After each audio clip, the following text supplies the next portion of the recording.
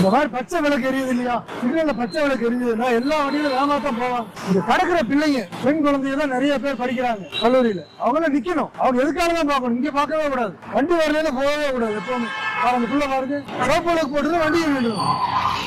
பிள்ளைங்க போராடும், வாகனங்கள் நிற்கவும் பாதசாரியில் கடக்கலாம்னு தெளிவா சொல்றாங்க. ஆனா நம்ம என்ன பண்றோம், கண்ணாடே கண்ணா ஒரு நிமிஷம் அங்க பாருங்கடா, இங்க பாக்காதீங்க, நீங்க அங்க பாக்கணும். எதுக்காக நம்ம நடக்கிறதுக்கு போறாமான்ட்டு, சரியா? இங்க பாத்துட்டு இப்படியே போயிடக்கூடாது. ஏன்னா யாரோ ஒருத்தர் வேகமா வந்துருவாங்க, 100 கிலோமீட்டர் வேகத்துல வருவாங்க. போனை போய் வச்சுட்டு நடங்க. போன் எப்ப வேணாலும் பேசிக்கலாம், ஆனா நம்ம இருந்தா பேச முடியும்டா, அது முதல்ல புரிஞ்சுக்கோங்க. அங்க பாருங்க, இங்க பார்க்கவே கூடாது. எதுக்காக பாருங்க, ஏன்னா அப்புறம் நமக்கு உரிமை இருக்குது. இப்ப நிப்பாட்டலாம்னு சொல்லலாம், அவங்க நிப்பாட்டுக்குன்னு சொல்லிட்டே போலாம். 70 நோடி இருக்குது, கொஞ்சம் பொறுமையா இருங்க. வீட்டுல இருந்து கொஞ்சம் முன்னாடி கிளம்பி வந்துருங்க. அம்மா அப்பாட்ட சொல்லி ஒரு 5 நிமிஷத்துக்கு முன்னாடி எதிர்த்து வந்துட்டீங்கன்னா போதும். ஆமா, நீங்க பக்கவாட்டிலே பார்க்க கூடாது. எதுக்காக தான் பார்க்கணும். எதுக்காக பார்த்துட்டு நமக்கு பச்சை வந்து இப்படி வரணும், அப்ப சொல்லணும் இல்லைங்க அப்படின்னு சொல்லி நம்ம சொல்லலாம். நம்முடைய வேகத்தை நம்ம வீட்டுல இருந்து கிளம்புறதுப்ப காமிக்கணும். ஹலோ இடது பக்கம் வாங்க, காலி நிறுத்தீங்கன்னா எங்க போவாங்க.